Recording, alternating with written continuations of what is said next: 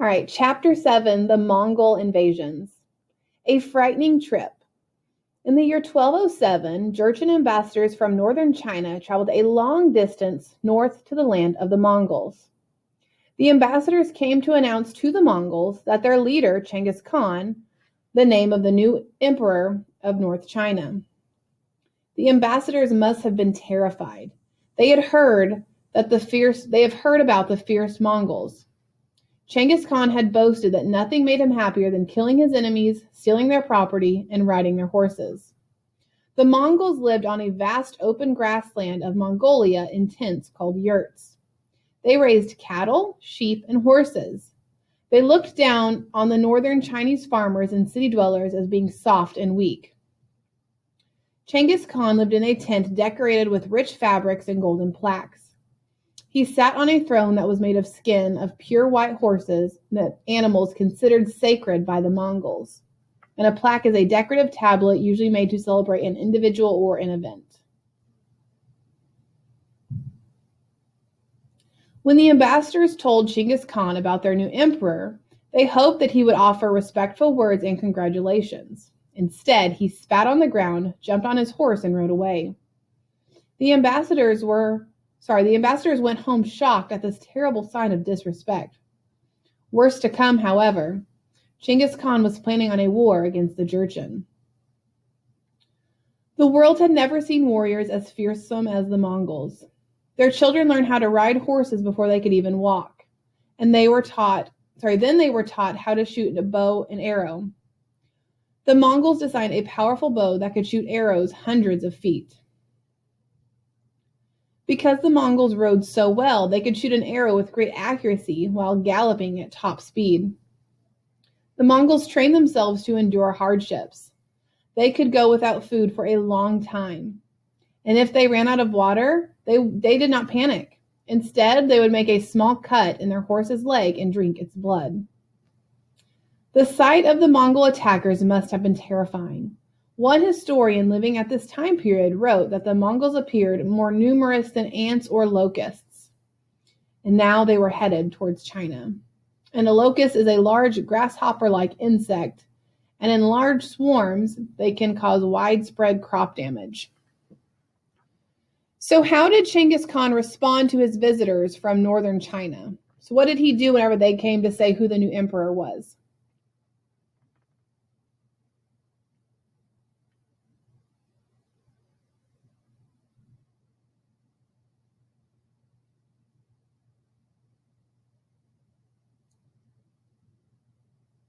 So when they came, Genghis Khan did not speak. He didn't say a word. Instead, he spat on the ground, jumped on his horse, and rode away, which was a sign of very much disrespectful towards those people.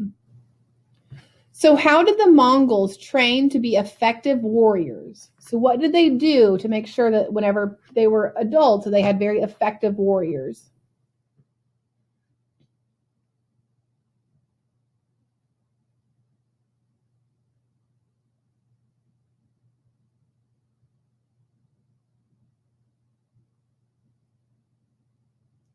Children were trained at an early age to learn how to ride a horse and to shoot bows and arrows.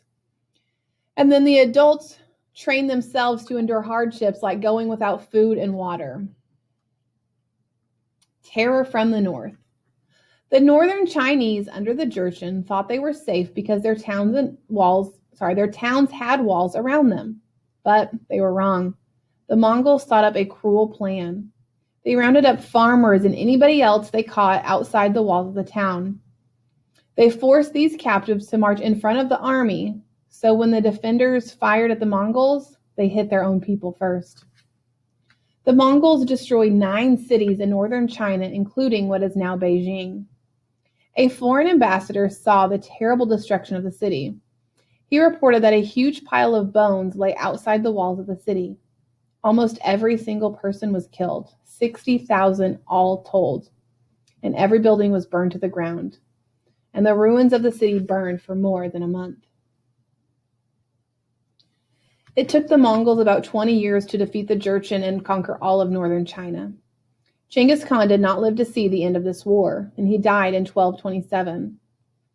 The Mongols did not want anyone to know that he had died, so they took his body to a secret place and buried him with a huge treasure. 1,000 horsemen rode over the gravesite repeatedly to wipe out any trace of the digging. People have looked and looked, but to this day no one has found the tomb of Genghis Khan. The sons and grandsons of Genghis Khan spread terror throughout Asia and Europe. They created an enormous land-based empire.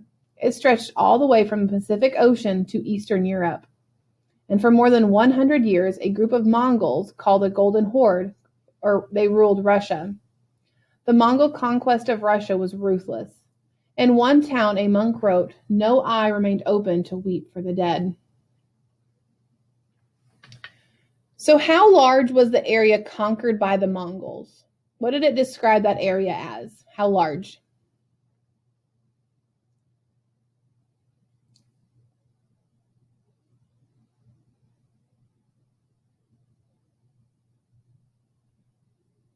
So this area stretched all the way from the Pacific Ocean to Eastern Europe, and it was the largest empire ever known.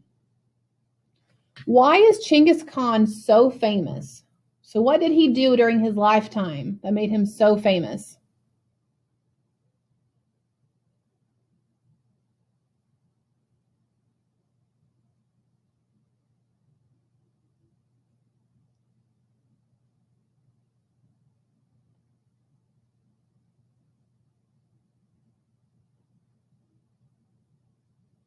So one of the things that he is known for and what he is so famous for is the fact that he had a reputation for spreading terror and cruelty. He was not a nice man and he did not take pity on anybody.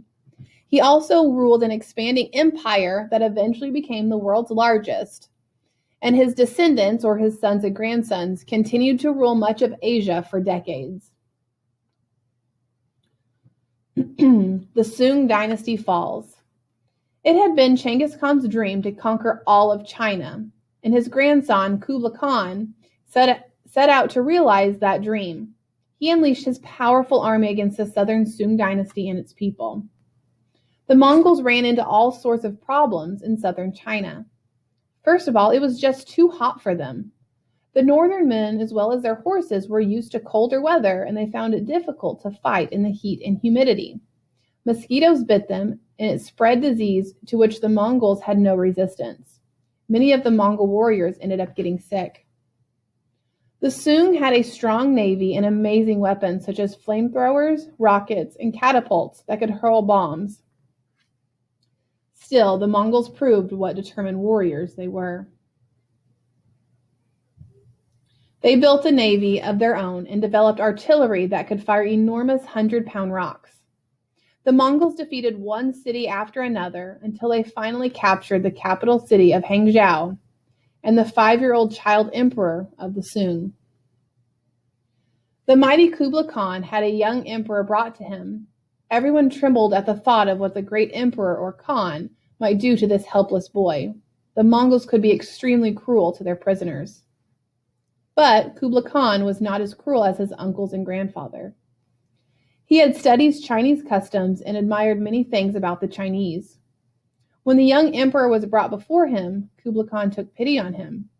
He ordered that the child not be harmed and be sent away to live a quiet life of a Buddhist priest. So again, I'm just going to come up and show you this map. So all of this pink right here is the extent of the Mongol control in region. So if you look, the Pacific Ocean here, and all of this was what they controlled. It was a very large empire for the time being.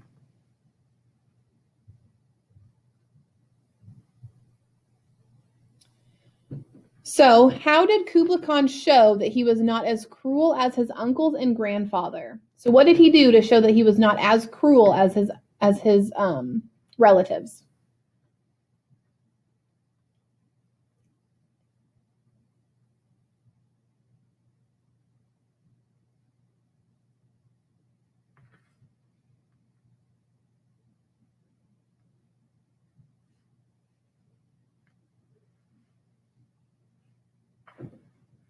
So Kublai Khan had captured the capital city of Hangzhou, which is where the Sung dynasty was out of. And he had the 5-year-old Sung emperor brought before him. And rather than killing him or hurting him, harming him in any way, he felt sorry for the boy and took pity on him. And he sent him away to live in a Buddhist monastery. So rather than just killing him, he sent him away. So even though he's not allowed to still be emperor anymore, he at least had his life. So you are going to have some notes to take on this. And this will be our last chapter before we begin our winter break. So I hope you have a great winter break. And we will be back in January. Bye.